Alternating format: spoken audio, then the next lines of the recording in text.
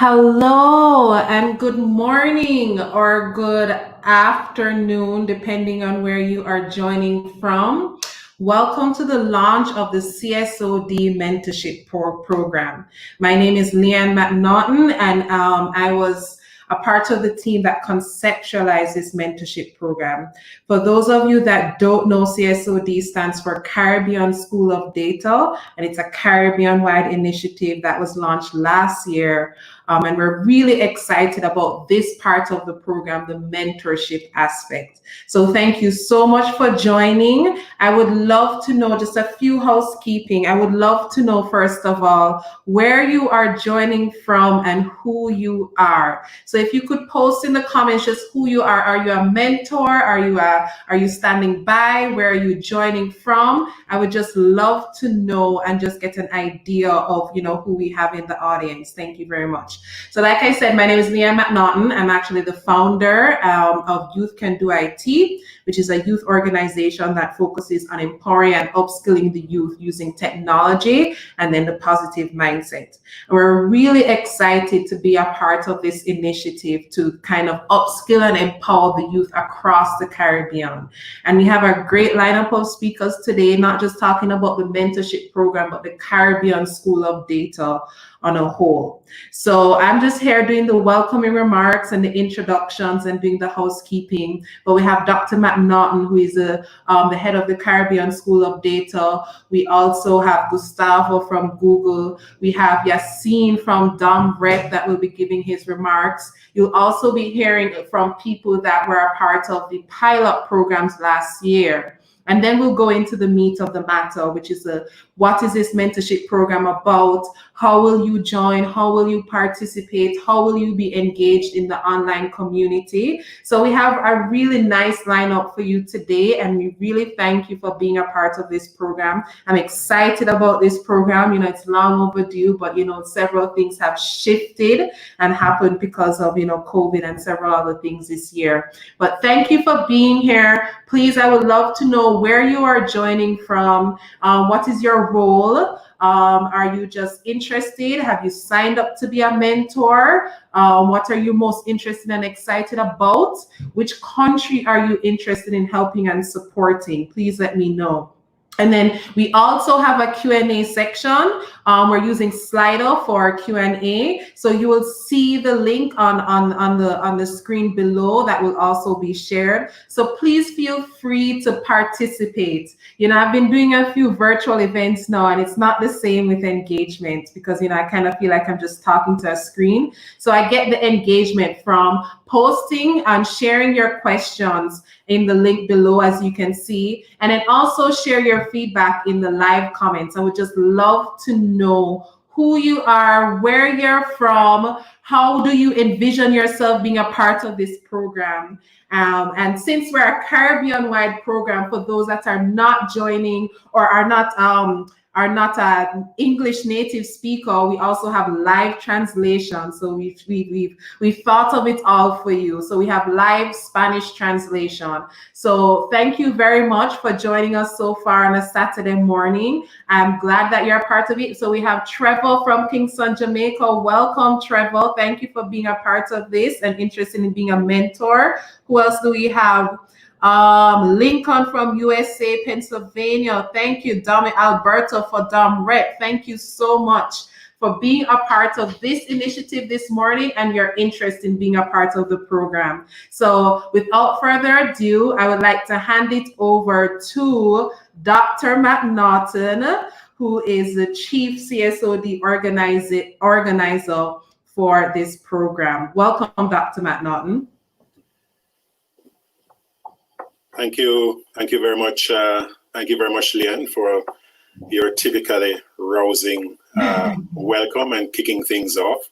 And thank you as well to the work that YCDI, Youth Can Do IT, the great work that you've been doing with empowerment of young people, and in particular young women in inner city communities. And as you've pointed out, based on that experience, you've been quite instrumental in helping us with the conceptualization and design of this mentorship program. So great work.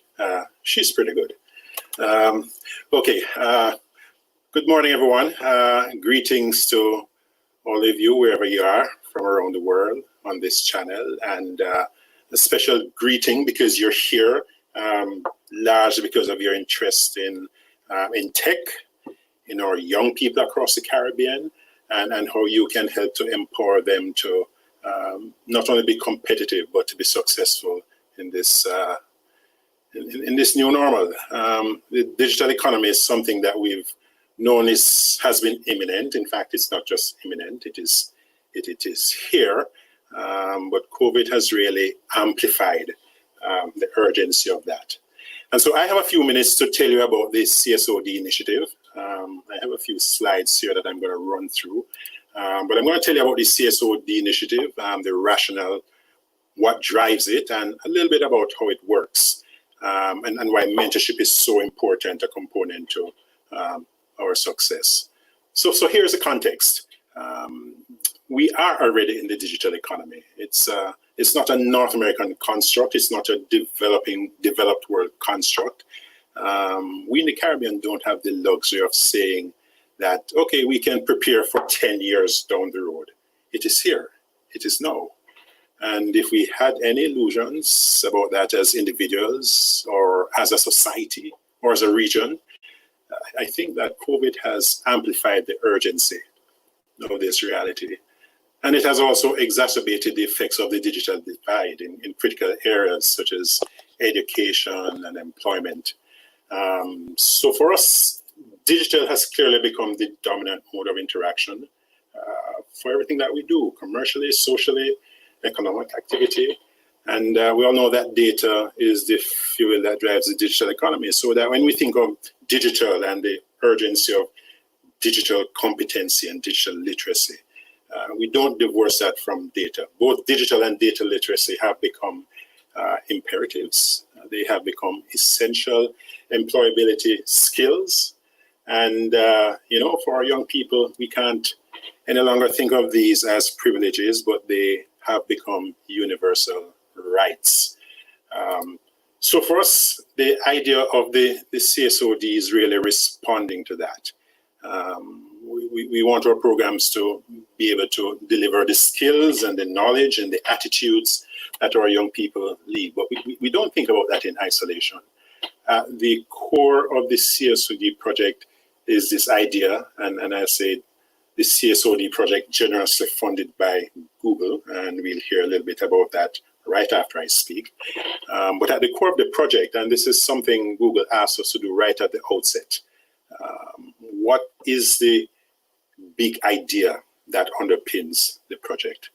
And that idea for us is about how building digital literacy and data skills among our young people, especially the more marginalized, has become critical and is not only the end or the goal in and of itself, but it's a means to employability and economic opportunity.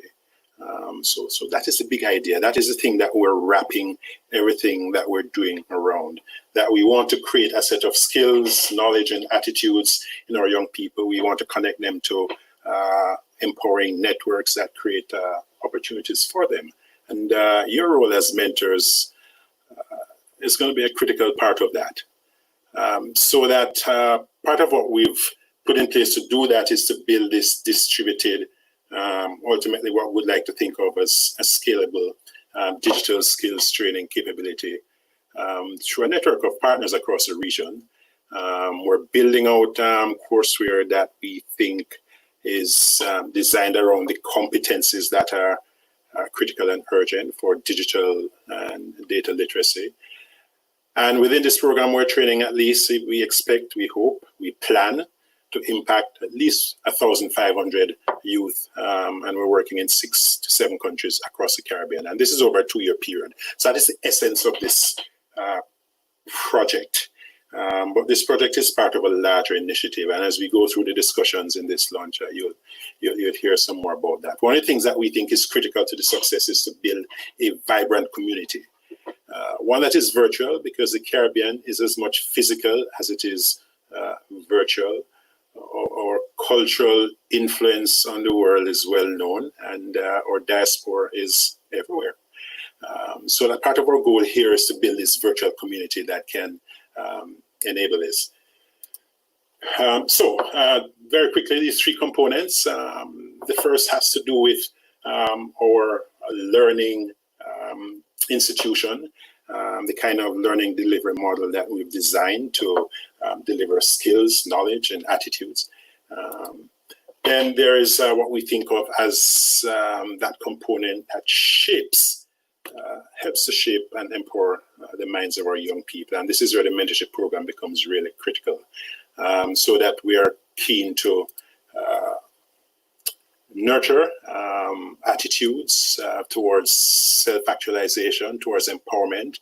And the third component is to connect them to networks and to see how we can engage in a very positive and proactive way with the business community, with the labor markets, so that we're not just giving our kids a skill, we're not just giving them the right attitudes, but we're connecting them to opportunities. The way the CSOD is designed is quite interesting. It's a blended learning model that we've come up with, which we think is relevant to our context. We know some of the challenges in the Caribbean in terms of limited internet access in some places. We know the way our kids learn. And so we think it's quite important to have all of these three components. One of these is that our courses are designed mobile first.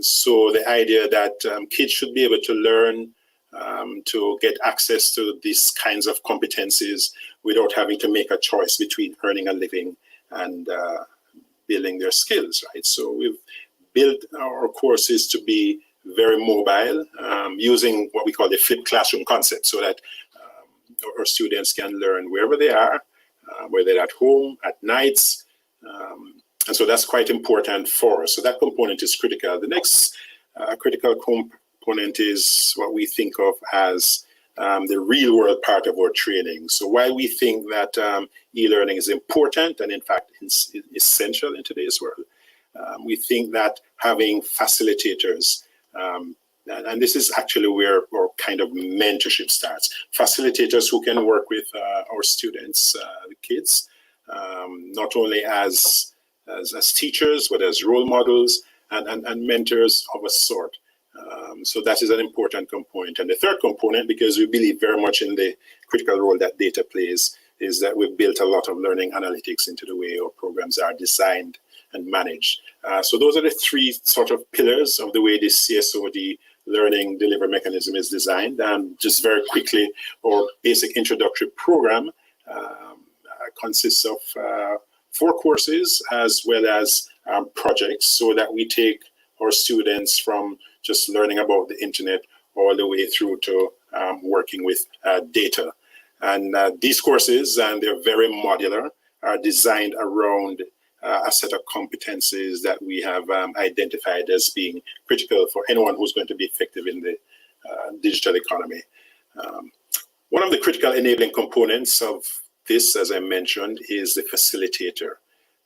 So we train and deploy facilitators with each of our cohorts, and their role is twofold, and you'll hear a little bit from one of our facilitators today. So there's the technical guidance, but as importantly, there's the social guidance. So the reporting, the monitoring, but the encouraging and the enabling of the students. And in a sense, this is where the mentorship starts. And that's a critical, and our experience has showed us that's a critical component of success. The other thing I have to mention is that the other critical enabling component of the CSOD is our partnerships. CSOD is built on partnerships. We have a set of partners across the region. At the moment, in the 6 countries that we're targeting, we have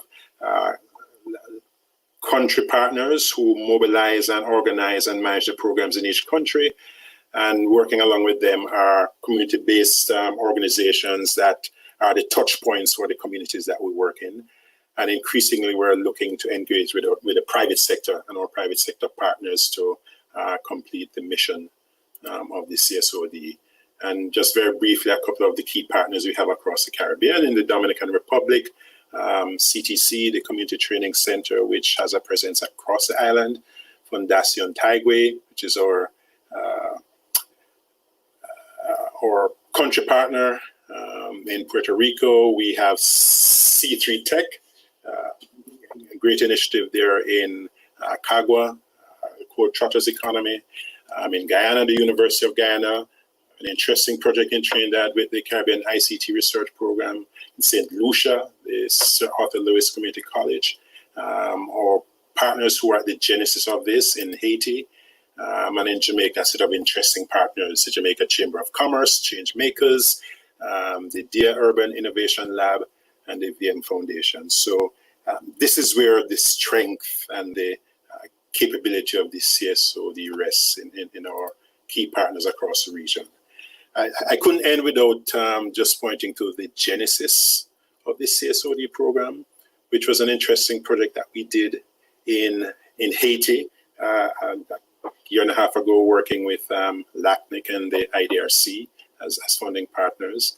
And this taught us a lot. A lot of the CSOD's DNA came out of this project in Haiti. If you want to know more about it, you could go to iatic.net. And in fact, it was through this project that Google sort of brought this to Google's attention, and they said, well, what you're doing there is really interesting. Can you scale this? If you can scale this regionally, we would be very interested in seeing how we can support. And that's where our conversation with Google started. So that's a little bit of background on the CSOD. And I am going to turn over to one of our very important enablers. Gustavo, welcome to the Caribbean, and welcome Thank to you. the CSOD. Thank you, Dr. Maurice. Thank you for the invitation, and happy to be here. I'm Gustavo Alvarado. I'm the country marketing manager for the Google Colombia, Central America, and the Caribbean. And I'm coming to talk to you about why we are here. So we have this arm within Google that's called google.org, where we bring the power of Google's products, people, and the resources to impact critical problems around the world. And when we saw the IOC and the work they've been doing, so we thought that it was a great idea to partner to reduce the digital divide and empower through knowledge and management of open data the young populations of the Caribbean that are far from educational systems and the workforce. So how do we approach this project? So we have three things: is human focus, they are data driven and powered by Google. And why is it important to have a project like this in the Caribbean? So let's start by saying that young people between 16 and 24 years old represent an average of 25% of the workforce in the English-speaking Caribbean. And approximately 1 in 5 young people between the ages of 15 and 24 are not in school or in the workforce, according to Inter-American Development Bank. So these stats made us think, like, how can we empower through technology the youth of a region? So that's why where we saw the capacity development of the Caribbean School of Data is to build on that capabilities of data literacy, data management, and data visualization, data integration, and big data analysis. I think that's knowledge that is aligned with the needs that we are seeing now more than ever of the labor market. So the Caribbean School of Data will allow, in a period of 2 years, to train at least 15,000 disadvantaged or at-risk youth in 6 countries through the Caribbean, from data literacy to basic skills to advanced data management skills to data visualization to data integration and big data analysis. So these unrelated youth, let's say it, represent those youth who are not in school, who are unemployed, or who do not participate in any training program. Just to give you an idea, in Jamaica, for example, this population comprises of more than 140,000 young people, which has led the government and other organizations to implement training programs that support the transition to the workforce. So when we look at the regions and the needs and the opportunity to build capabilities, we saw that the Caribbean region occupies a low place in the levels of innovation and education. And I think those two are key components of economic growth. When we look at an investigation and research by the IDB found that innovation is less likely to occur due to human capital constraints, so the results could have adverse consequences for medium-term development. So when we address education and skill mismatches in the workforce through new education and training programs, we could help drive innovation and long-term economic growth. So that's why we are here.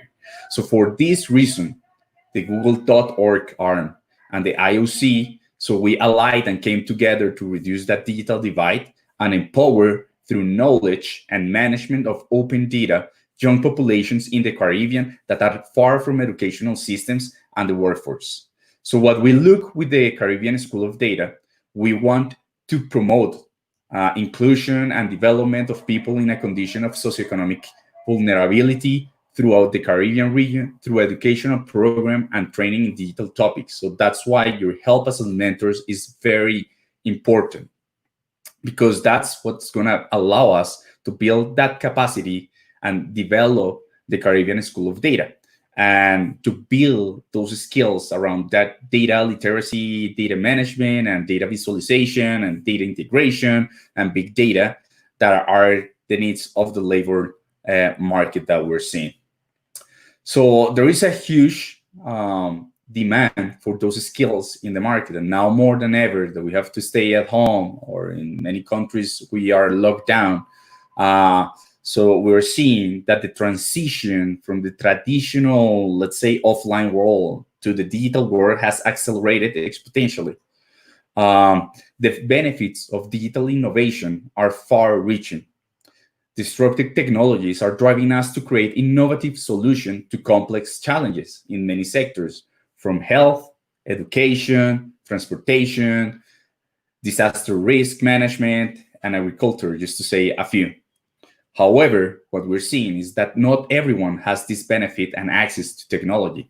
Although the digital revolution is a global phenomenon that has accelerated around COVID-19, there are still huge inequalities. That's what we're seeing. In a world increasingly driven by technologies, the digital divide in some countries highlights the great inequality that the current undergo. So at Google, we are convinced that it's through education and training in digital issues that we will be able to close the digital gap, and we will be able to generate more and better jobs for young people in the region. We hope this is a good start. So thank you very much for joining us and for joining this program and being interested in becoming a mentor of this program. Thank you. All right, thank you so much, Gustavo. And I'm really excited that Google has decided to come on board and help us make this a reality. And then if you heard from Dr.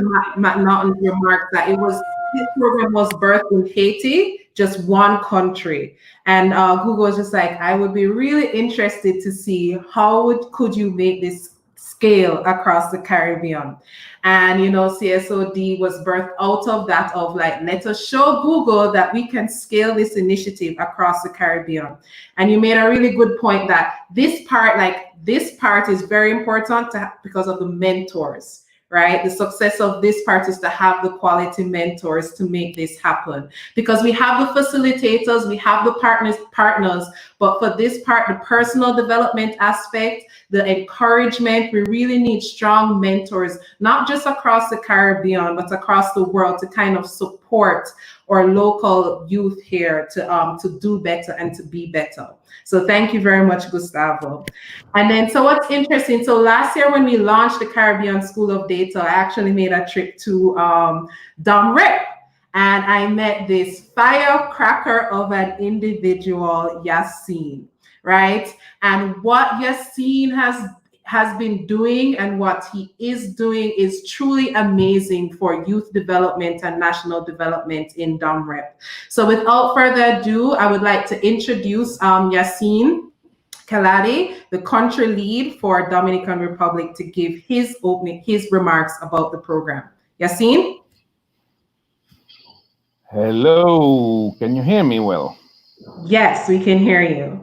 That's wonderful. I hope my connection is good enough for this 10 minutes or 5 minutes because I am since 3 months in a remote location in a rural, deep rural south of the island, in a very far from any town or so my internet is very much depending on cellular data, which is unstable sometimes.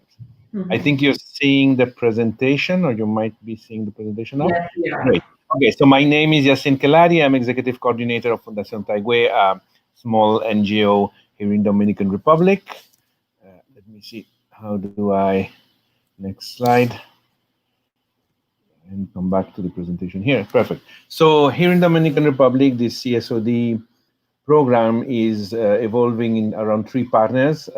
CTC, that Maurice mentioned, is a governmental program that has about 110 community technology centers around the country in rural areas and small towns, and also in a few urban, low-income, marginalized, let's say, areas. Fundación Taigüe, that is us. We are part of the Caribbean Open Institute, collaborating since its beginning, since its inception.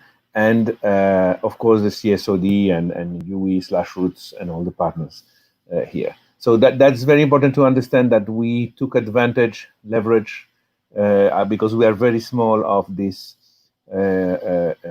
existing network of community centers that offer not only access to ICTs, internet, but also trainings. Also, they have a lot of other initiatives within the CTC, so that plugged in very well to their, let's say, menu of offerings of trainings and other things.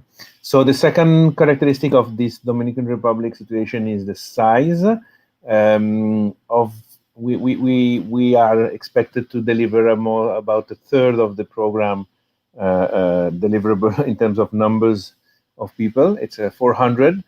So also we have worked a lot on targeting a population that is low income, that has little or difficult access to ICTs, that is not studying or could not finish their studies and is not working.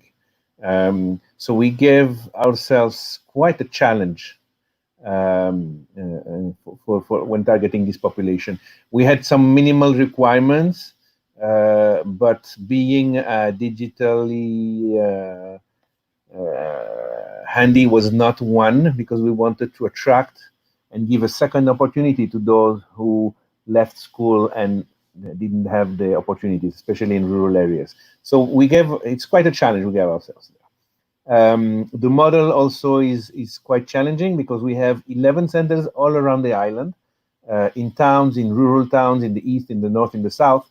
And in each of these centers, we have selected between 20 and 30 participants each. In each center, we have 2 facilitators and a center manager that are involved in the operation. We had a training workshop. That's when Diane and Doyen and Maurice came here last year, I think it was September, to train the 33 facilitators and managers we had. The model also has this online, but most of the participants don't have internet and device at home, so they would come to the center during the week to do the online training. Not supposed to be without supervision or not in a classroom setup, but they come when they want and use the CTC computers and internet, and then they have this weekly meeting where they share and they look at the challenges and they share the advance and they have some P2P interactions.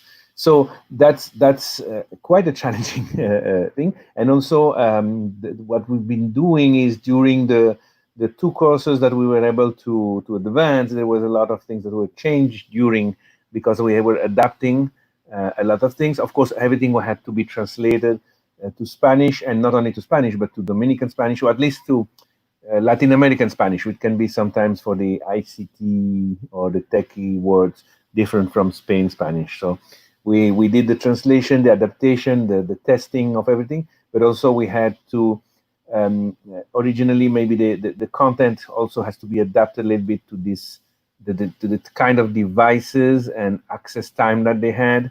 The monitoring also, we had to changed some things during the way, but we're learning as we're doing and improving.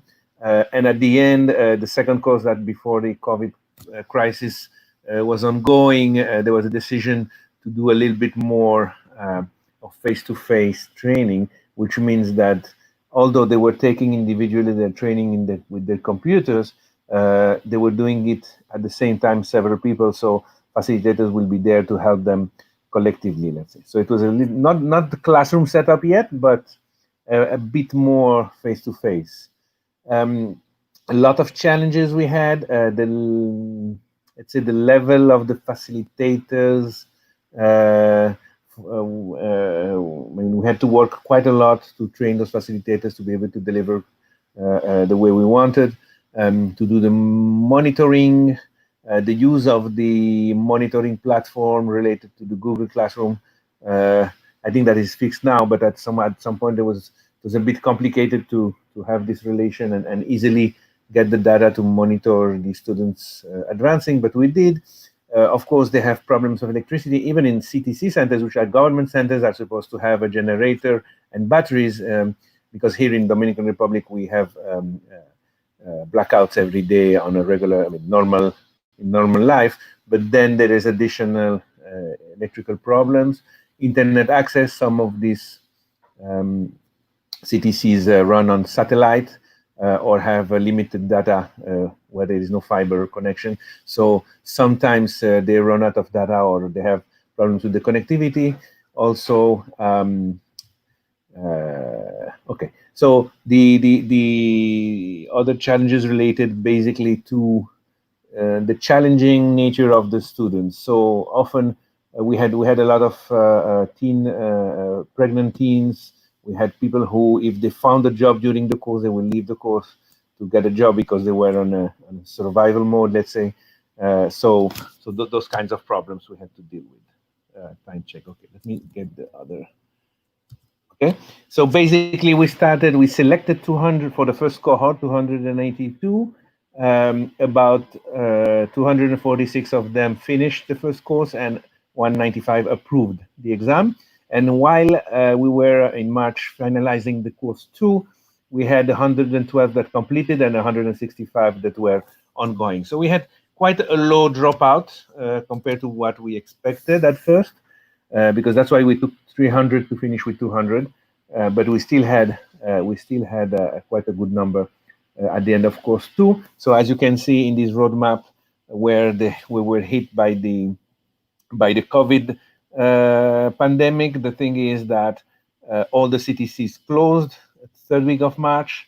Most of the people didn't have any more access to the course, and they still haven't not open yet. And the issue that we have elections on July 5 and probably change of government would make it a bit complicated. So now we are looking at having an all online course for finalizing with those who have ability to connect from home.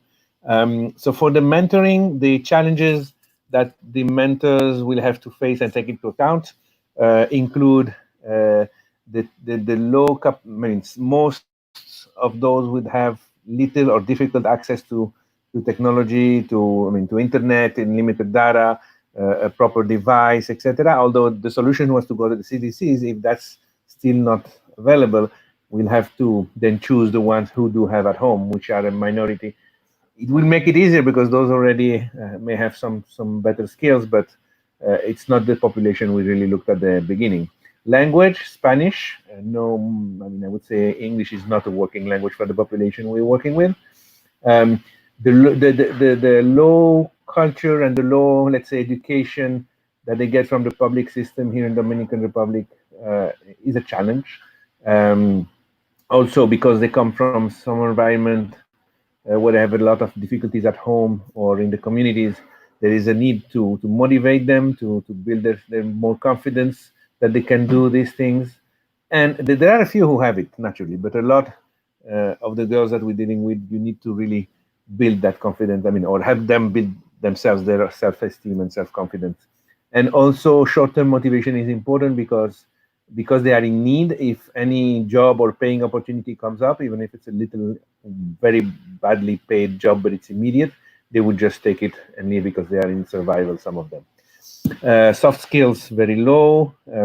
So we have to help them a lot to get systematic, to do the follow-up, to be rigorous, and help them communicate better.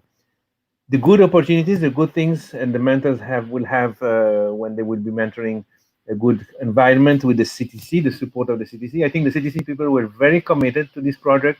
They were very happy and very engaging and trying to do the right things. So they provide quite a good environment. There are lots of other activities happening at the CTCs. Some have makers labs, some have radio stations, some have other social programs from the social support nets that they have in Dominican Republic running in the centers. I think there is a lot of demand for these skills. Even if we're looking at the international market, the local market has a lot. There is a lot of, and COVID has proven that a lot of people have gone online. Even some people who just sell informally shoes or small things in the community, they've turned now to Instagram or Facebook to sell. So there is a lot of demand of skills to better market, to better monitor, to better sell, to better do things online. So now we have a big opportunity, and for the locals. And I think that's, for me, the most easy, or the less challenging, let's say, is to get those who complete this course to work there. We have a vibrant national BPO sector that can be approached, and we have the contacts, so we can work to build between the mentors and the BPOs demand to see what are the areas we can guide those who will finish this course to get in.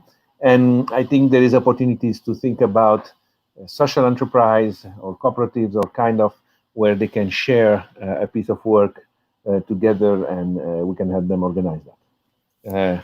I'm running out of time, so that's it for now.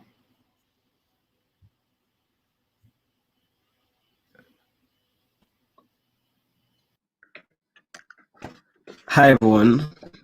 A pleasant morning and afternoon to all the speakers and viewers of this launch. I am Tyreek Welsh. I am an ambassador for YCDI, as well as a facilitator for the CSOD pilot group. As a facilitator, I was responsible for assisting with both technical and administrative support, as it was said by Dr. Norton earlier. We had to familiarize ourselves with learning objectives, as well as the content of the course. This was done in order to assist the students with any questions or clarify anything that was not made clear. We had to download the courses onto their tablets, as well as to sort out any technical issues they were having as it relates to accessing or completing the course. During the pilot program, we met with the group every Saturday at 9 a.m. and we discussed through any issues they were having, followed up on their progress, and discussed the content of each module. It was also a learning experience for me as well, as I learned from the participants of the program. During my time there, I was able to communicate and to get to know some of the participants of the program. I had the privilege of experiencing their eagerness, their concerns, and their plans for the future. The ones who came every Saturday showed their enthusiasm by completing the different modules on time and asking questions within and outside of the content of the course. Given the correct environment and a mentor, I can guarantee the growth of many of these participants. I remember speaking to a participant who wanted to pursue mechanical engineering. He asked how he would be able to merge both the mechanical engineering and the digital world. At the time, I gave the answer I could, and I remember directing the question to Dr. McNaughton so he could give a better insight, and better because he was more knowledgeable in that field. So I passed the question to him as well. And looking at the situation, I realized that given a mentor to guide and to mold his development and decisions, he would be able to reach farther than what he believes he can achieve. And many youths are in a similar situation, and given the right environment, a good mentor will become success stories. Thank you for your time, and I'll now hand over to Tashin Duncan, who was a participant of the program as well. She was also the valedictorian of the group. Thank you. All right, thank you, Tyreek. I can honestly say Tyreek was an excellent facilitator in supporting the students of the pilot program like Tasheen. And if you overheard from Dr. McNaughton's remarks and Yassine's remarks, the format is blended learning, right? So you have every week they actually come into a physical facilitator where facilitators like Tyreek supports them and helps them with the devices, help them familiarize themselves with the technology, help them with the coursework, and so forth. And so I would have loved to have introduced Tasheen to speak about her experience. She was a valedictorian of the pilot program in Jamaica last year, but unfortunately, due to some unforeseen errors, she's not able to make it right now. But we do have a voice note of her remarks that we would like to share with you guys, so you can at least hear about her experience. So can you play that right now, please?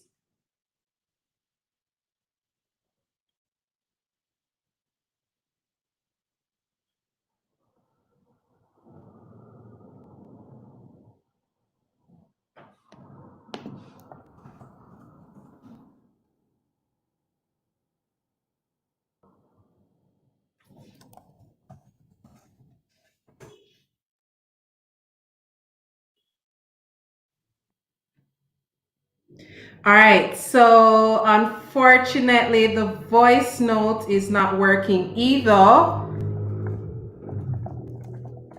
right, so I will just like to move on. All right, so I will want to just say one thing, gentle people that are still here. Can I get a health check, of who is still here for me, please? Where are you joining in from? What have you learned about what we said so far from the opening remarks from Dr. McNaughton, Google representative, Yassine from Red? Are you more excited and interested about the program?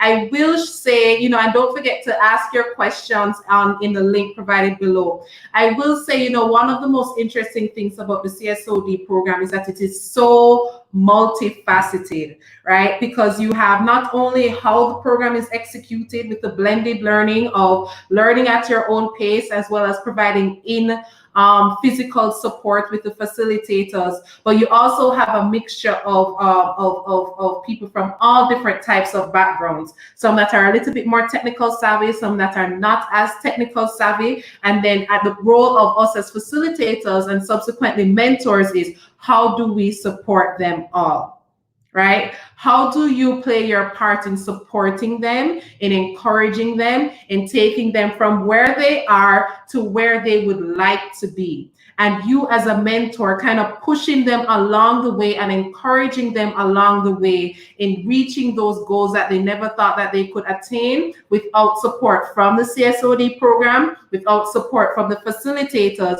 and now without the support of you guys as mentors.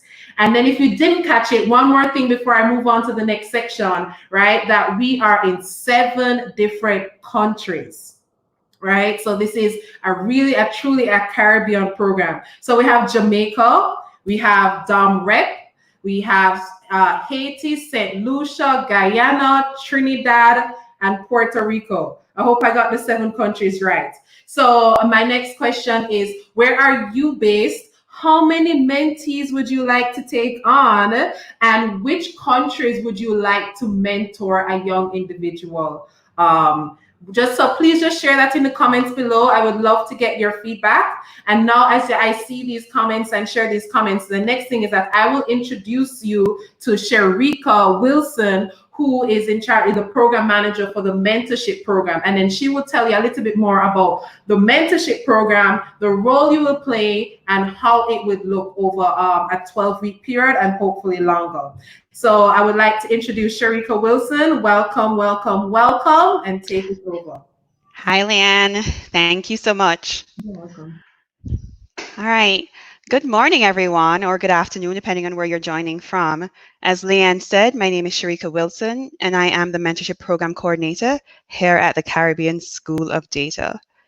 So you just heard from so many of my colleagues who spoke to you about the different roles that go into supporting our mission of employability through increasing digital and data literacy. Yassine spoke to you specifically about what he was seeing in the DR. Tyreek spoke to you about how, as a facilitator, he connected with the students. And Tasheen would have shared her experience in the program. Once Dr. McNaughton started, he also just shared what CSOD's philosophy on increasing the employability of our students looks like. So he spoke to you about the distributed learning model, which is really, really important to provide the content knowledge for students, but also in making sure their students have the skills that are needed for the current economy and the one to come. He also spoke about opening up our perspectives of our students, helping them to just enlarge their worldview to see themselves at a different point within the future. And so where I want you to go now is I want you to take a journey with me. Go back in time if you can to perhaps a time when you had to make a pivotal moment in your career. It was a pivotal change. So maybe it was your first job, or maybe it was you were mid-career and you decided this industry isn't working for me anymore. Let me try something else. Perhaps it was a time when you were stuck and you just needed some guidance.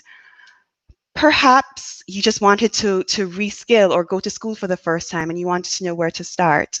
Now think about who was around you during that time. I'm sure for many, you can recall the names of family and friends, but I want you to go a little bit further. Think about somebody that you might have had some sort of professional relationship or connection with. Think about a person who showed up for you and really helped to guide you and to push you.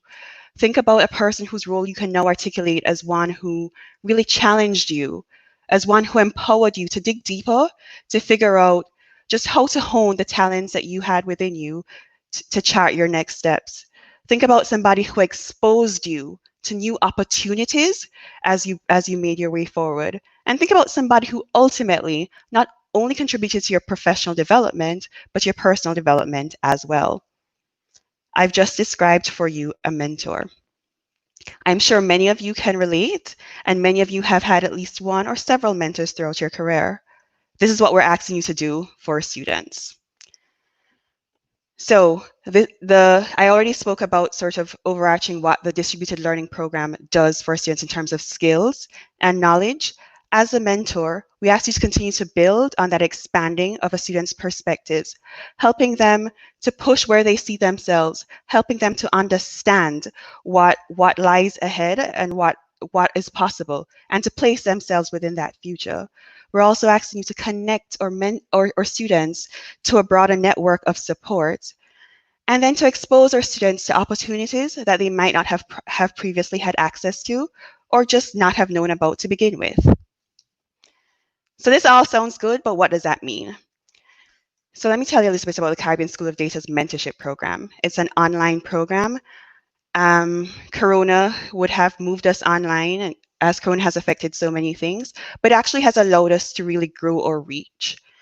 Our students, as you may have surmised, are students from the cohorts in the current CSOD program, and our mentors, all of you, will be business, marketing, technology professionals, both residing in the Caribbean and also just in the wider diaspora. So if there's one thing I know about Caribbean people, I know we are proud people, right? And so being able to show our mentees really what is possible, what the potential looks like within our region, and then what is possible once we step off our shores was why we're primarily focusing on mentors from a Caribbean background. We're going to start our program in Jamaica with a cohort here, and then eventually scale to include some of the other countries that Leanne mentioned. So we're going to scale to include the Dom Rep, we're going to scale to include Puerto Rico, and others as we go through July and the rest of the summer. What are we asking you to sign up for? It's a 3-month engagement, 12 weeks. 12 weeks to work with a mentee to help them develop, to continue to hone their skills, develop their worldview as somebody else did for you. The mentorship actually starts midway through the curriculum of the CSOD program, and this is intentional. We want the students to be able to have some exposure to material that's being offered, to be able to understand what it is they're interested in, where they see themselves growing, where they're having challenges, so that once you come into the picture, you can provide support or maybe answer questions or provide exposure around those areas. Communication is going to be weekly, and it will take place primarily across our CSOD platform, and I will show that to you in just a few minutes. And really, throughout this process, there is support embedded throughout, and so you will be provided with just tips and conversation guides as you go through, just in case, you know, you're like, it's a long time since you were in school, or maybe your mentee has a question but you're not really sure how to approach or address it. We'll provide support just to make sure that you don't feel that you're on your own in tackling these issues. What we're asking at the end of it. So our mentees, while they're in the program, they're working, as was said, on developing their data skills, developing digital literacy, really understanding what it means to navigate this economy. But what we want is that when they graduate from this phase of the program, it doesn't stop there. We want our mentees to be able to see where they see themselves 6 months out and 3 years down the line. And so our mentors and mentees will be working on a development plan that will help our mentees guide their next steps and really just help them to place themselves in the future. So now that you're excited, you're clamoring to sign up, you really want to be a mentor, let me explain to you the process. First, we start just by getting you acquainted with us, and we start through an application process. Our mentees apply to be in the program, as do our mentors. And the applications are reciprocal because we want to be able to really understand what our students are looking for in a mentor and what our mentors seek to bring to a mentoring relationship. Once the applications are in, we take you through an online onboarding course, really because we want to make sure that you understand what you're signing up for and really have a good sense of what the expectations are and continue to build your excitement for working with a student. So once that happens, we move into the matching and relationship building.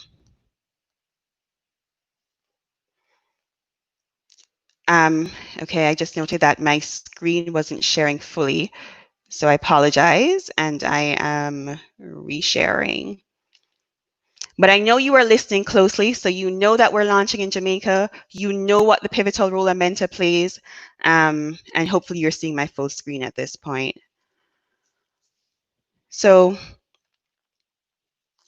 as I was saying, as we move into the matching component of it, we really want to make sure that we're matching on two broad areas. We want to make sure that our mentees and our mentors feel comfortable with each other, that they're able to communicate with each other, and that they really feel comfortable, right? Because even though we're focused on getting our mentees to see themselves, position themselves for this economy, we know that any relationship, all the mentoring literature shows that there needs to be some trust and some comfort in that relationship.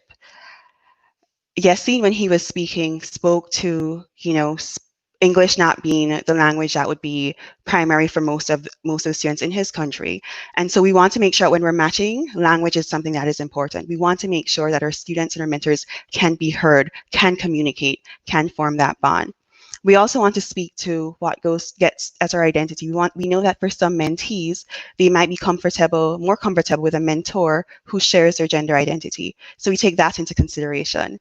And as I said at the start, I know my Caribbean people are some very, very proud people, right? And so this is an opportunity, I know, to give back to your region, maybe give back to a specific country. And so we also want to take that into consideration. And so once we form the base of making sure that our mentees and mentors can communicate and have enough commonality with which to build, we want to get into getting the work done. So we want to know that the personal goals that our mentees expressed, or mentors feel comfortable supporting them in. We want to know if a mentee is interested in business or in technology, that we can find a mentor who has that experience and expertise. We want to know if a mentee is having a challenging time or just wants to explore more one of the subject areas that came up as they were going through the curriculum, that our mentors can also provide that support. So that is what we consider when we're matching. And although we can't always guarantee matching across all criteria, we take as much of this into consideration as possible. Throughout the match, we want to make sure that we know what's happening. So we check in with you the beginning of the program, the middle of the program, and the end of the program, really to make sure that we are hitting our targets, that we are having the impact that we want to have, and that we can course correct if there's any additional support that you might need. We also want to make sure that our mentees and our mentors close out and graduate from the match, if you will, and then we'll move on to another area of support. So at this time, I know people are clamoring to sign up, and I'm sure the link is being broadcast below. So let me tell you about where we're trying to measure impact, where we're trying to see our impact. We really want to know that at the end of the day, our mentees can see themselves in the future. They have a plan, they understand what their skill sets are, and they have a plan for down the road. We want to know that our mentees see growth professionally. So we want that our mentees either have opportunities within the 6 months after they've graduated, or have engaged with employment opportunities, or at least are still in that space. We want to know that your mentors feel served as well. We want to know that you feel connected to the program, that you have felt a development in your own skills, in your own social and leadership skills, and that even your own professional skills, and that you are also getting something for this program. And we want to know overall that it's been a healthy experience for both the mentor and the mentee. So mentors, if you're not sold yet, like I said, this allows you to develop your professional leadership skills. It allows you to grow and enhance your own professional network. You're also empowering a mentee on their path, as somebody else might have done for you in your own journey.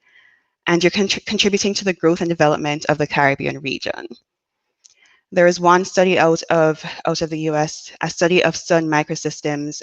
It was looking at 1,000 employees over a period of 5 years. And it showed that of the employees who signed employees who signed up to be mentors were 6 times more likely to receive a promotion and to show growth in their careers. So there are real tangible benefits as well, in addition to empowering our students and contributing to the growth of the region. All right, so I'm going to shift gears slightly just to talk about what this community of support looks like. You've heard the saying, I'm sure, it takes a village to raise a child. Well, it takes a community to support our students, and it takes a community for us to meet our ambitious goal of just increasing the digital and data literacy throughout the Caribbean and reducing data poverty within the Caribbean. So you are part of this community, and I want to show you what you'll be entering into. So in addition to the support that you'll get from program staff, we also have community groups that will serve as groups of whether functional roles or interest groups that can support conversations and growth for mentors and our students. So the ones that we're starting with are our role groups. And these are groups that represent the role that a participant plays in the community. So for example, our mentor groups. If you're a mentor in our Jamaica cohort because you're about to sign up, then you'll be in a group with other mentors who can talk. You can talk about your experience. You can talk about maybe something that your mentee brought up that you haven't yet explored, and maybe other mentors have experience with that. And so we really encourage peer support through our role groups.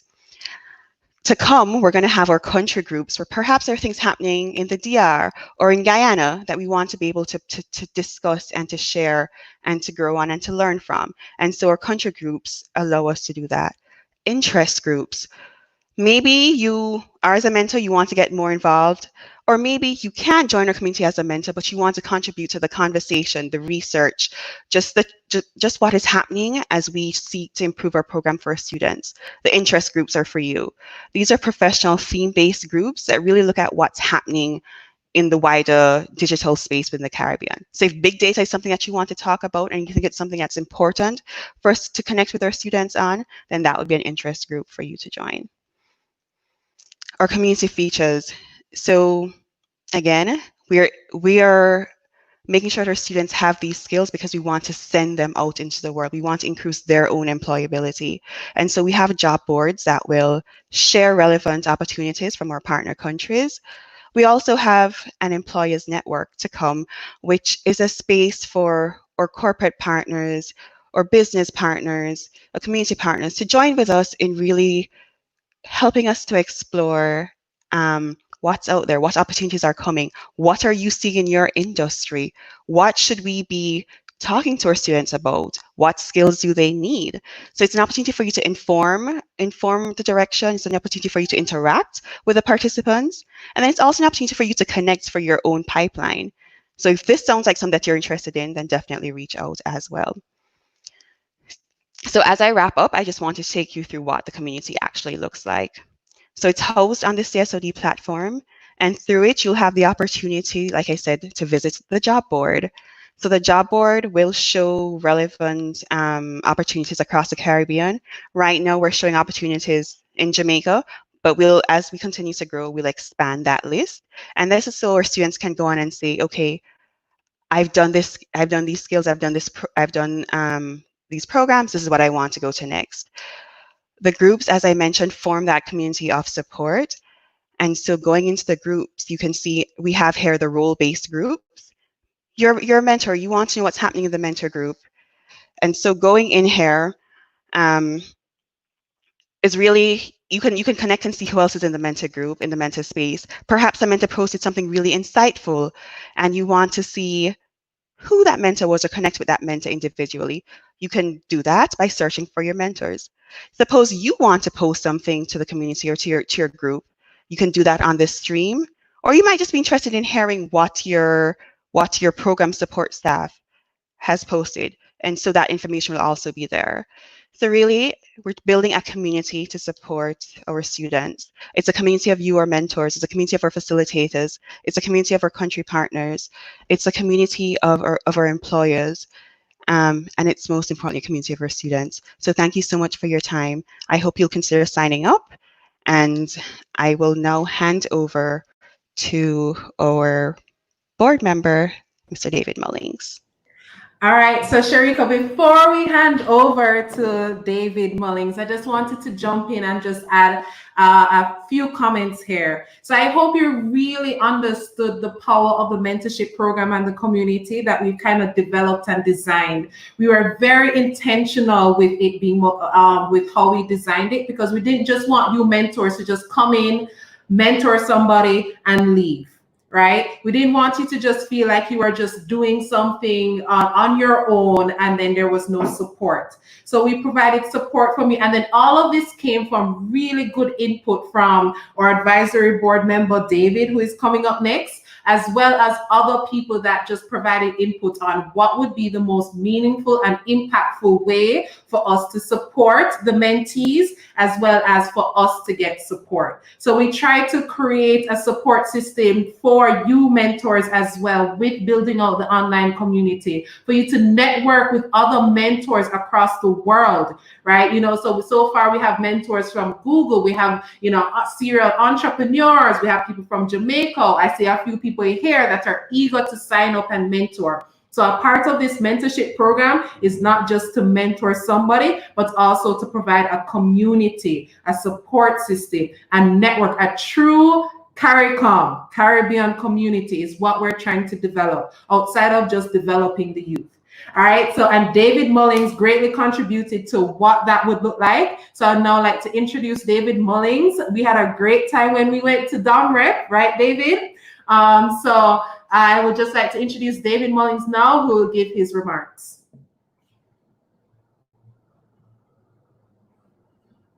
Everyone, good day, everyone. Great stuff so far.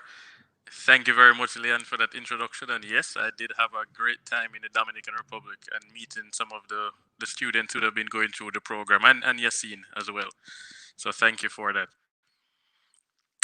Everyone, as Leanne has said, I helped to design this mentorship program, and I'm very happy to see the launch today and where it's going to go. My presentation is simply based on why I think it's important for us to focus on data literacy and preparing for what's already happening. As we said, it's the fourth industrial revolution. We've been hearing that term over and over, the digital economy. And the way I wanted to explain how I view it is thinking of past platforms. Let's look at what has happened in the past to understand what's coming now down the pipeline. The future is already here. So we think about innovation as the new application of existing tools. That's what I want us to realize. And in the past, we had electricity, right? We invented light bulbs to replace kerosene lamps and candles. But then somebody applied electricity for mechanization, replacing steam engines, and that caused a big productivity jump. And we had new industries, new jobs that were created that we could never have predicted. And so essentially electricity became a platform for new jobs and new industries. And as you see in the next picture, this is actually one of the first ads for an electric washing machine. If you look closely above that washing machine, you see the lady to her left.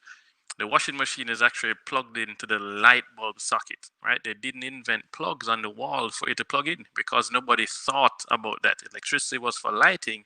They invented a technology, and it led to a new machine. There was a second setup platform, a second platform that came out that led to new opportunities again. And this was the invention of the automobile. And somebody, obviously it's not Henry Ford that invented it. We invented cars and they replaced horse and carriages. And we've all heard the joke that if you had asked somebody back then what they would have wanted a faster horse. Customer is not always right.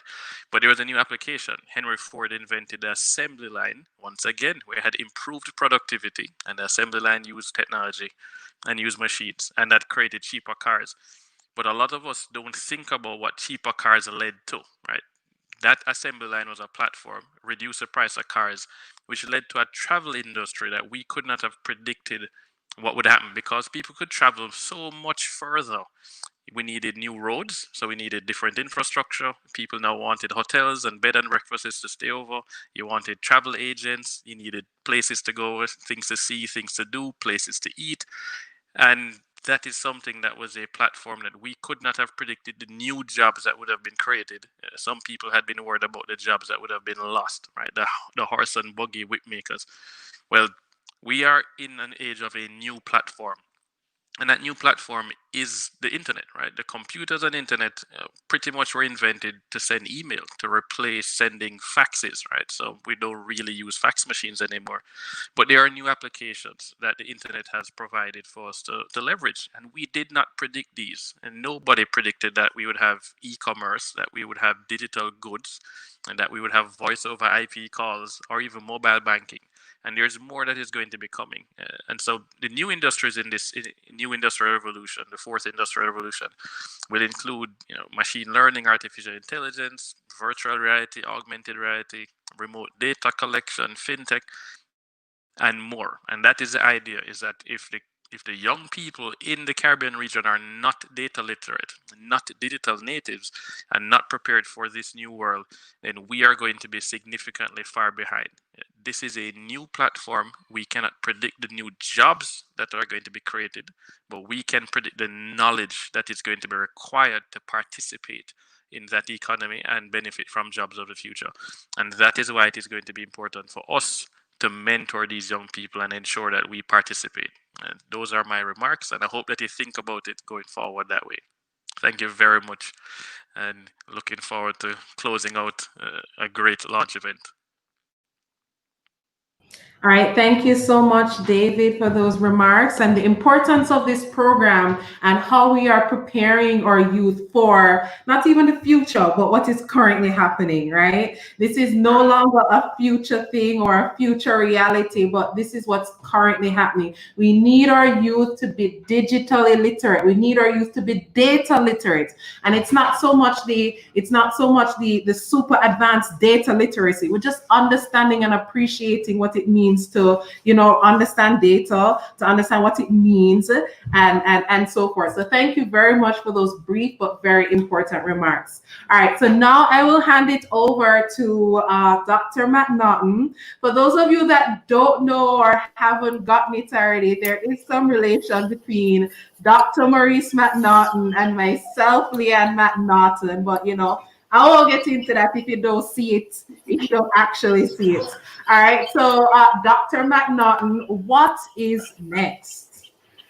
So thank you, Leanne, for stitching all of this together. And you shouldn't go. I mean, we're at this stage where we've made enough speeches, and we just want to now have a conversation with the people who are online.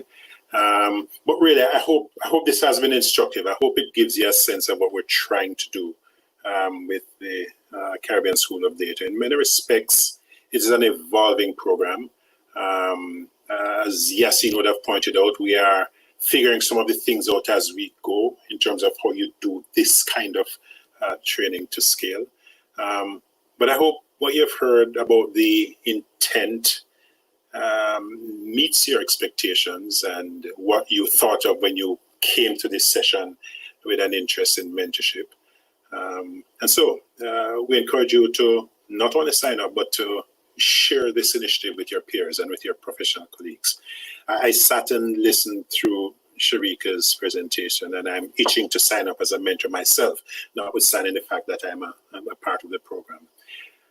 Depending on how you look at it, COVID has either slowed us down because our blended model of learning has had a physical component, or it has accelerated our mission.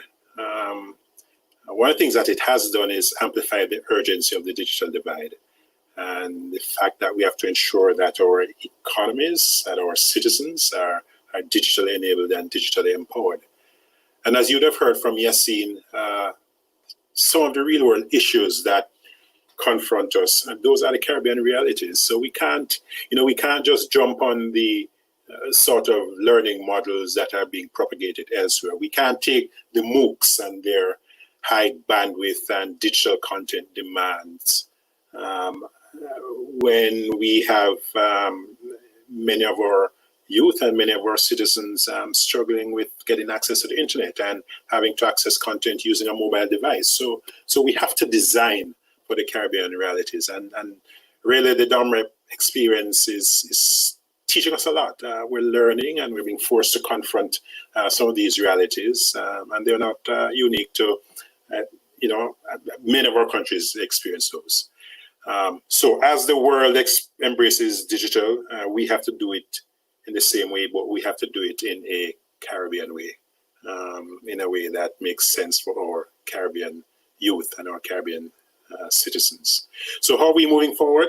Well, while we're waiting out COVID-19, we're experimenting with fully virtual delivery, but virtual delivery that does not lose the benefit of facilitation. So we think our facilitators and our mentors are critical success factors. But we want to see how we can enable that as much as possible using the digital platforms, some of which Sharika introduced you to. And as I said, we're using the DOMREP experience to evolve the learning delivery model, the administrative support mechanisms, and it's a continuous process. So I'm really glad that we're at this stage. I'm really glad that this mentorship program is launched. I'm looking forward to getting a larger constituency involved in what we're trying to do here. And let's see if we can work some magic together. Okay. So come back, Leah, and tell us what's next. Okay, thank you, Dr. McNaughton. All right, so guys, she's good, isn't she? Thank you. All right, guys, I'd like to get a health check. Who is still here? Have you posted questions in Slido? We'll definitely posting those questions. But I really want you to, I'm really passionate about this for multiple reasons, right? Because we need to focus on developing our youth and empowering them with the right technical skill sets and digital skill sets and the right mindset to be able to execute and do well in this world, right? And that is a role that you guys play as mentors, not so much the technical part, but the right mindset and encouraging them, right? So I will just share some of these questions. I have some questions here. To Yassine, how do you reach those with so little access to the internet? Is Yassine still here? That is a great question because we are facing those challenges here in Jamaica as well, but definitely it's been amplified in DOMREP because, Jamaica is not as bad. But Yassine, if you're here, I would love for you to share your experience of how you're tackling that problem of the reach with little access to the internet. And while we wait on Yassine to pop up, Dr. McNaughton, could you explain the Jamaica experience of reaching out to people that does not have access to internet at home, does not have a balance phone, right? Or, how are we reaching those people and supporting them? So it's an interesting challenge. I think Yassine got disconnected, but let me just speak from my sort of familiarity with what we're doing in the Dominican Republic. So the CTC, which is our government partner there, has a really impressive infrastructure of facilities across Ireland, maybe about 100 of them embedded in deep rural communities. And these become learning spaces for their kids. And those facilities obviously pre-existed this program. And I had the chance to visit a couple of them, and they really are designed as youth-friendly environments with other young persons who are teaching them about computers and Word and Excel and so forth. So it's an excellent platform to build on. And so certainly the DOMREP, because of the pervasiveness of these CTC sites, the young people that we target are just a stone's throw from going to a facility and being able to access the internet. So that model works reasonably well there. Obviously, at this point with COVID and the centers being closed because of social distancing constraints, we're now having to confront the challenge of people who just don't have access. Let me make one more point on that. When we did this program the predecessor to this in Haiti, we started out designing for a reality that people have limited electricity, limited internet access. And so that program, which was a funded program, we provided them with tablet devices. And we designed the courses in such a way that they could literally take each module or each course home with them. So if you think about it, it's the old flipped classroom concept, right? Where you take school home with you. And so that actually worked quite well in Haiti, where internet access was limited. They could go offline for 3 or 4 days, actually do the course, do all the quizzes, answer all the questions, and then come back to a meeting with a facilitator and upload their responses and get the next modules. So it comes back to the point that we have to be creative about how we design for the Caribbean and Caribbean realities. The Caribbean realities, as you said. I really like that statement. So the next question that we have, are mentors required to have a strong background in IT or digital learning? Sharika will answer that question, but I will say we designed this program specifically for you not to be super techie. Your role as a mentor is personal development, career development, guidance, and encouragement. But Sharika, do you want to also answer those questions? I mean, I think you summarized it pretty well, Leanne. As a mentor, as Leanne said, we really just want you to expose our mentees to new opportunities and to just help them to translate maybe what they're learning into what that looks like for them next. So not necessarily so much a technical part, but how does this inform their next steps and how they move forward? Okay, great question. I'm going to jump over to actually our live comments before I jump back to these questions. Trevor asked a great question. What are some of the milestones for the first 3 months, the first cohort, and then beyond for the mentorship program? How are you going to measure success? So that's a great question. I'll kick it off, but I won't completely answer it, Sharika. Sure. So we have mentorship guides and kits and assessments and metrics for success for the mentors to know what their role is, to understand, how we would like you to support it. But this is not prescriptive by any means. It is a guide. It is a loose guide to support you in supporting your mentee. But Sharika, do you also want to answer? Can you repeat the question? I'm sorry. What are some of the milestones for the first 3 months, the first cohort, and then beyond for the mentorship program? How are you going to measure success? Right. So Leanne, I think, spoke to just what we want to see from the mentors and the mentees. One of the really important deliverables that we are asking the mentees and mentors to produce at the end of this is a development plan for students. So at the end of this, we want our students to walk away with a plan that shows where they see themselves in 3 months, in 6 months, and then where they see themselves a few months down the line, so that our mentors can actually help our students to start thinking about how they bridge a gap between where they are and where they want to go. In terms of how as a program we're measuring impact, so the four broad areas I mentioned, so we're looking at personal development of the mentee. We want 80% of our mentees to walk away with this personal development plan. Employability and professional development for our mentees. We want to know that our mentees are at least exposed to additional opportunities, that some of our mentees have at least been engaged in some employment activities after the 6-month period, and that they're a portion who remain engaged. Again, we also really want to ensure that their mentors are engaged in the program, engaged in the process, and have seen enough growth in their mentees that they would recommend their mentees for a job. So we're really looking, as Leanne mentioned, throughout the program, you will have us reaching out. You will have guidance and support from program staff that will be shared throughout our groups. But then in terms of impact, we're really looking to see how our mentees progress in terms of their personal and professional development and what sort of engagement we're seeing from our mentors as well. Yeah.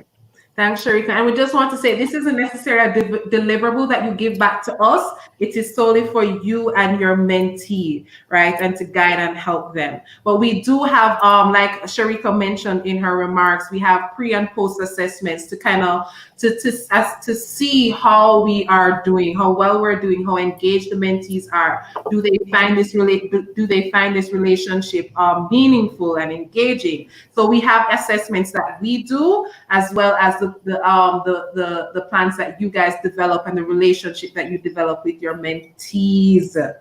And I want to make one more point before I move on to the next thing. Sharika mentioned we're starting in Jamaica. For those that are really want to help out in Guyana and Trinidad and those other countries, we haven't necessarily launched in those countries yet, but we definitely want to encourage you to still sign up to be a mentor, and then also to participate in the online community aspect of things. All right. I'm throwing this next question at you, David. How do you define data skills and digital literacy? How do I define data skills and digital literacy? That's an interesting one for me to define. But certainly, I would say on the digital literacy side is something as simple as what we're doing right now: how to use the computer, how to engage with other people in a digital world. So this is not just typing on social media. This is not about using just social media, but how can you apply that in your own life for research, for example, or online schooling. This is what devices to use, how to ensure that I protect myself. So that would be digital literacy. How do I get an email and I get a document? How do I fill out that document and get it back to somebody? What are those options? So that would be the digital literacy side. On the data skills side, I'm not a data scientist. I think this is a harder one though, but from what I've seen, I think of data like oil. So there are a lot of things that can happen to oil for it to become useful. By itself, oil is not useful. So data by itself is not useful. We need skills to collect the data. You need skills to clean the data. Then you need to analyze the data. And then you need to actually present that data to people for it to be useful. You can have skills in any one of those areas, but we need to help to prepare your mind for that. So that's how I think of data skills, is one of those four things. Are you a data collector? Are you the data cleaner? Are you going to be the data analyzer, right? Data analysis, or presenting that data to people like me who need good data. Mm-hmm. All right, thank you, David. Dr. McNaughton, anything? Yeah, excellent, David, for a so-called professed non-data scientist. Listen, no, your responses are spot on. When we design the courses in this program, we actually use a competency framework, which is built around what are the essential competencies to be digitally literate in this world. I mean, so as you said, it's not just being able to use the tools and the computer and have hands-on tech skills. It is, how do I communicate using digital tools, right? Like we're doing now. How do I now do content creation? And content creation goes from just being able to create my own blog to being able to write code.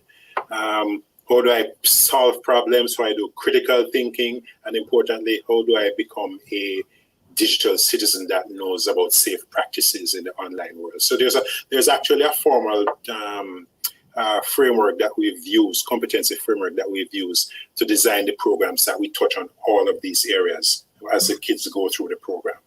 As far as data is concerned, again, you're spot on. It's what we like to think of as the skills across the data pipeline, from collection to data cleaning to organizing to analysis and presentation. In our data module, we actually take the kids all the way through from using their tablets or some mobile device to go out and they have an exercise to collect data through using basic tools like Excel to clean and process data to presentation. So you're right. One could be an expert at any one of those stages in the data pipeline, but we actually teach them about the conceptually that entire data pipeline. Okay, thank you. All right, so I want to answer these two questions together: the profile of the ideal mentor, and then the expectations in terms of contact times and engagement. So the mere fact that you're here and interested, we want you. Okay, that's the first thing. But the ideal mentor, it's not necessarily any technical background. Obviously, technology, business, marketing, because we want to expose them to those specific fields. But the ideal mentor is that you show up, you are committed. Like I think that's the first thing. Or ideal mentee. I am so sorry. Well, do both. I'm gonna do mentor because you guys are here. But mentor is you show up. That's the first and most important thing.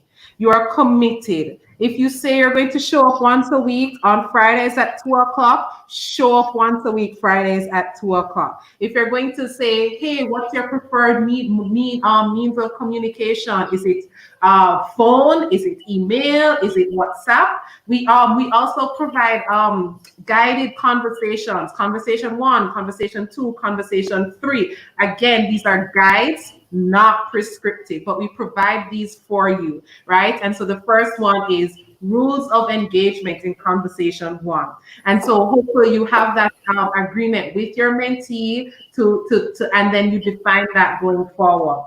And then because I misread the question, ideal mentee, I'll ask Sharika to answer that question. I was just going to let you keep going. Well, it's actually all of our students. Right. And we Sharika, I'm correct in saying that our students opt into a mentee-mentor relationship, right? So Correct. They don't have to, but obviously we encourage them to. Once they opt in and realize the potential benefits, I see them all as ideal mentees. But again, that's my layman's perspective. Go ahead, Sharika. I mean, I think you've all summarized it very well. It's the students that we work with in the CSOD program, students who have recognized, the value of the program and want to take this a little bit further. Students who want to connect with somebody to help them grow.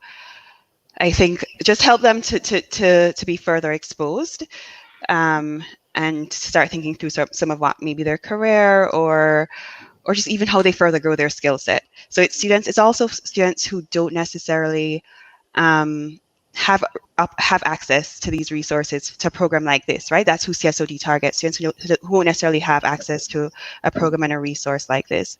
And as Leanne said, we ask our mentors to be committed. We ask our students to do the same thing. And so this is a way for our mentors really to model for students what that looks like, and for students to practice some of the skills that will serve them well moving beyond. Thank you. Were you finished here? Yeah, I think you were asking about another question. Yeah. Let's jump in. The contact time. So you made a good point that I just want you guys to understand the distinction.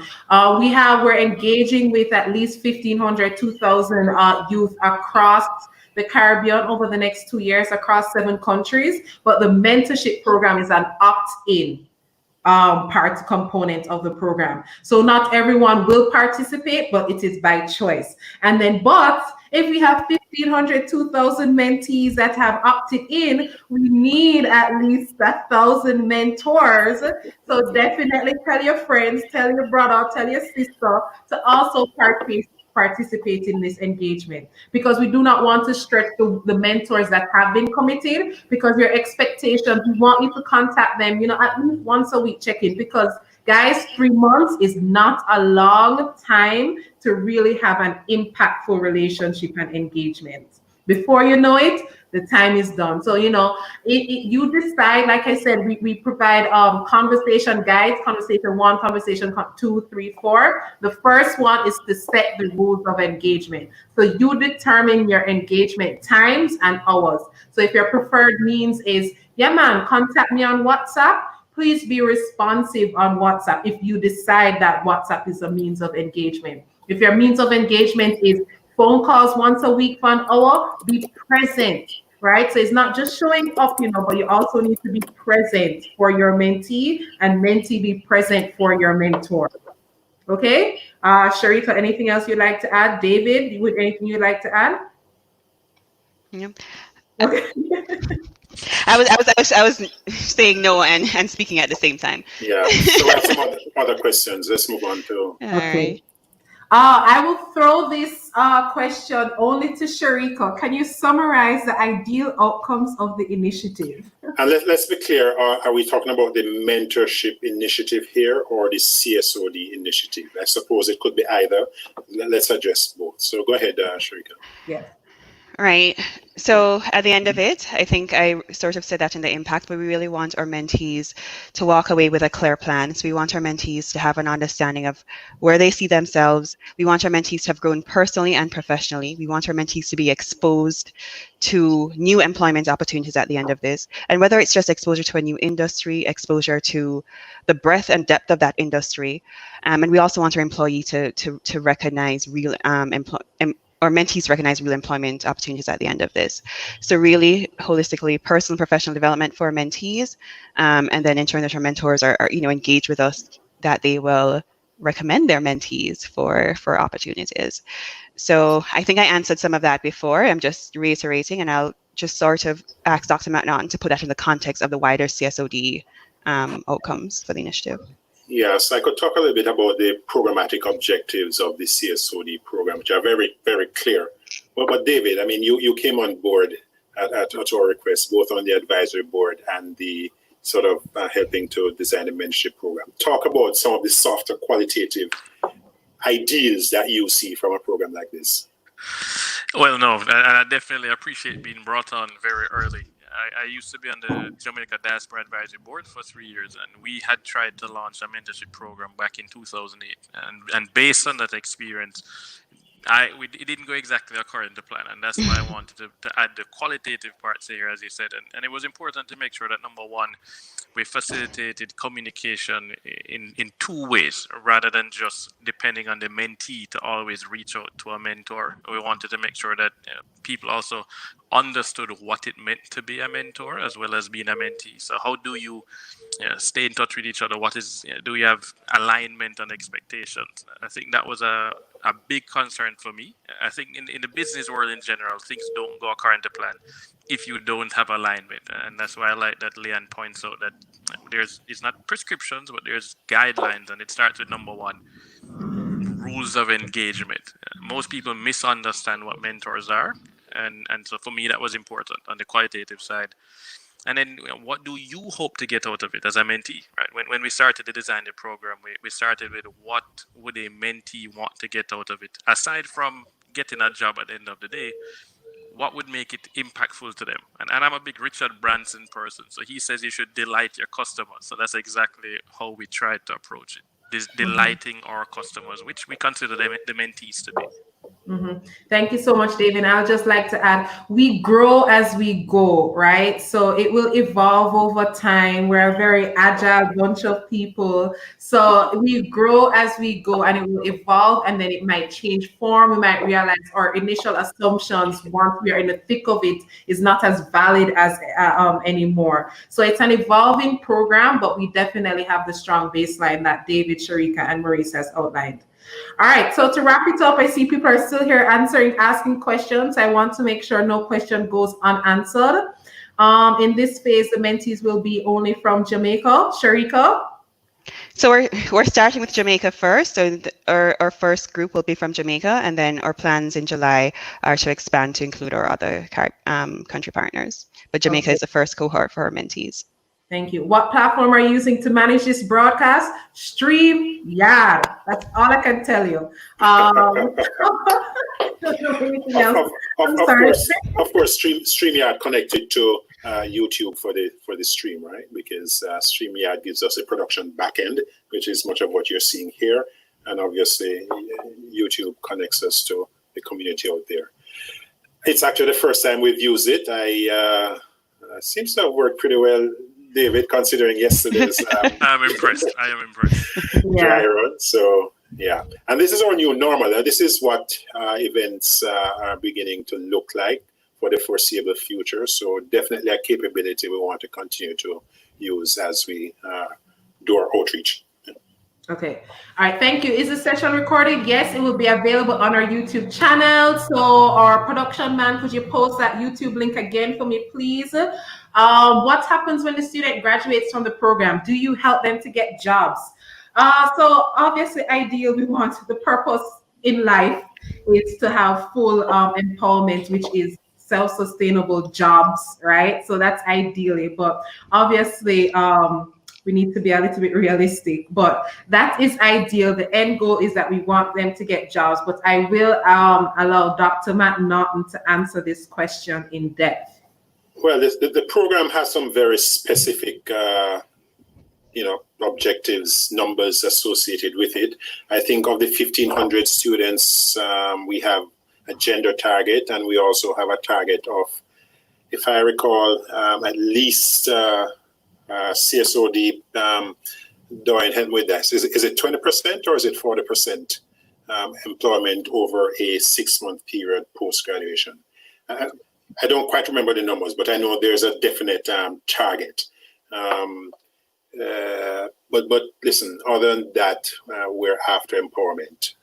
So while we might meet those objectives as far as the program and satisfying our funders are concerned for this specific project, we're looking for this to grow into a larger initiative, and the community is a big part of that. And our engagement with the business community and the private sector is critical, and we're just about starting that outreach. Now that our mentors are on board, so there's a lot of work to be done in terms of that business community engagement. Okay, thank you so much. And that's the last of our questions. I really want to thank everybody, Dr. Matt Norton, Sharika Wilson, David Mullins, all the people behind the scenes, and then also our participants that have been here with us for the past hour and 42 minutes. Thank you so much. I'm really, guys, if you cannot tell, I am excited. I am. You can tell. I am extremely excited about this mentorship program. When we were designing this, and David can also attest to this, every single person that we engaged with in designing this program had all said, I didn't get to where I am without help. Right? Exactly. I didn't, and whether it was the official mentor role or just support system or whatever the word you wanted to identify that person as, you did not get to where you are without help, right? And that is what we are trying to do for these 2,000 youth right here, hopefully, because they all opt into this mentorship program, is I want to get somewhere, I need help. Okay, great. Right? And so that is your role in assisting them in untapping things they never thought they could imagine and reach heights that they never thought they could imagine. And you are mission critical in that role and engagement. So I really want to thank you, those that joined in live, those that are listening in after, that I thank you for your interest. This is only the beginning that you're seeing me. I will be a part of the online community. I will be a part of everything to support you. Sharika will be here to support you. David doesn't know this, but he's a chief mentor, so he will be there to support you as well. He can't say no. I figured as much. So I was prepared. So I really just want to thank you all for your interest. I thank you all for wanting to help us do better and be better as a Caribbean community in upskilling and empowering our youth, not just with the program itself, but also with the personal and professional development aspect. Those are my closing remarks, and I was supposed to close out, but is there anybody else that wants to say something? Enough said, Leanne. Yeah, Okay. but just remember to sign up and remember to share. Yes, sign up and share. If you haven't done so already, please follow us on, oh my Lord, it is COI. The Twitter handle will be posted in the live comments. So please follow us there. Sign up if you haven't done so already. And I really look forward to actually seeing you guys online. So until next time, have a good morning, have a good afternoon, have a good day. Hi, everyone. All right, bye, everybody. Bye, everyone. Mhm.